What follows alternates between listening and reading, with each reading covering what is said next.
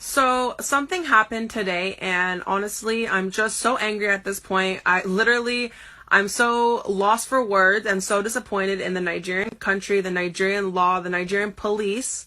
You guys are meant to be protecting people, and I get a phone call that my husband, who is a Nigerian citizen, has been arrested. And I asked why. My husband is such a good person, a great guy. I couldn't even think of one thing that he does wrong in order to be arrested.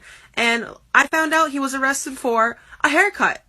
Literally a haircut. So I don't want to tell you how my mind is feeling right now and how stupid you sound for arresting somebody for a haircut, but I'm going to get to what actually happened in detail in just a minute.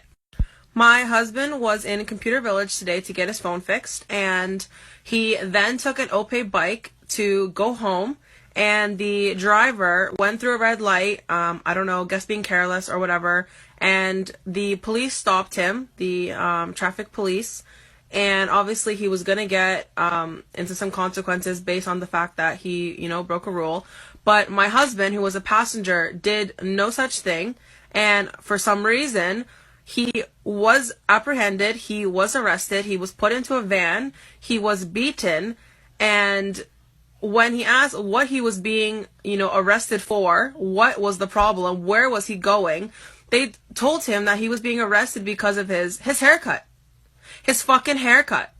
So, Nigeria, I am literally so infuriated with the way you guys are running your country. I don't even know how to put into words right now how angry, how emotional, how frustrated I am that I am married to a great man who, unfortunately, is a Nigerian citizen.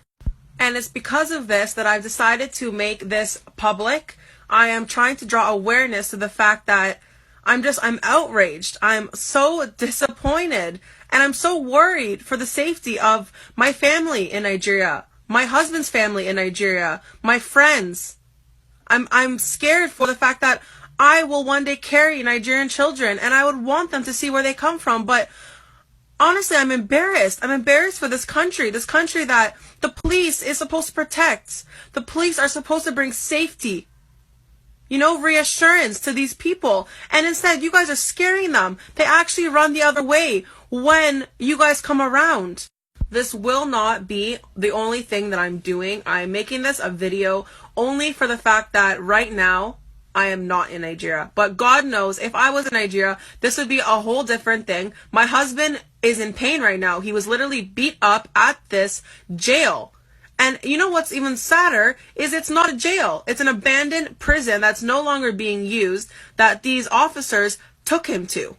So now hearing about this haircut that has gotten my husband arrested, this great man arrested, I want to address the fact that I'm so disappointed at the fact that a country that claims that they believe in God, a country that runs on a religion, is arresting people for haircuts, for tattoos, for piercings, just for random reasons. They can just see someone on the road and decide to arrest them. And you want to know why?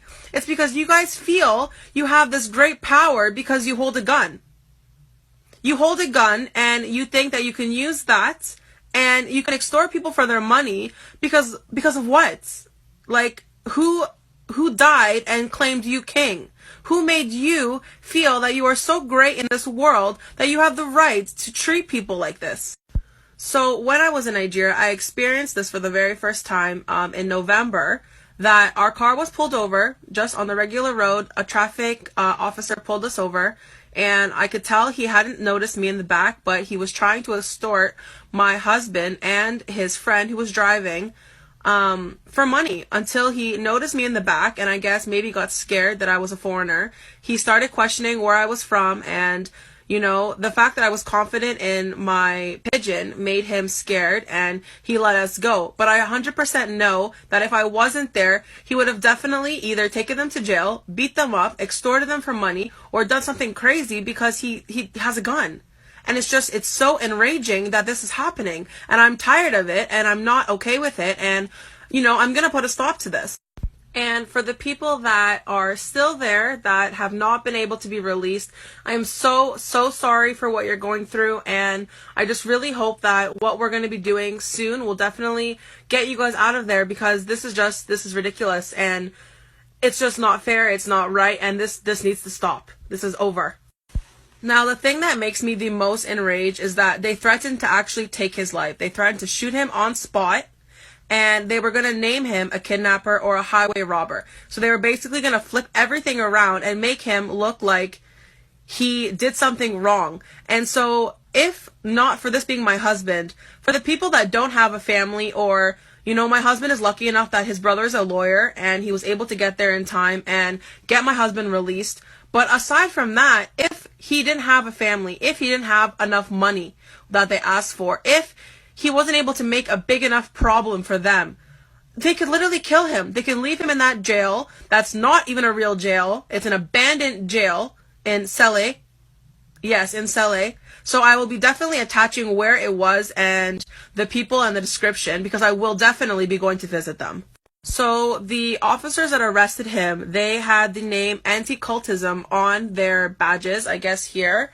So instead of a badge name or an officer name or a number, they had anti-cultism. So I'm assuming they're trying to make it look like they arrested him as he's a part of a cult, maybe because of his hair. I'm not really sure since I wasn't there, but he was beat by guns. He was hit in the back of the legs, in the stomach.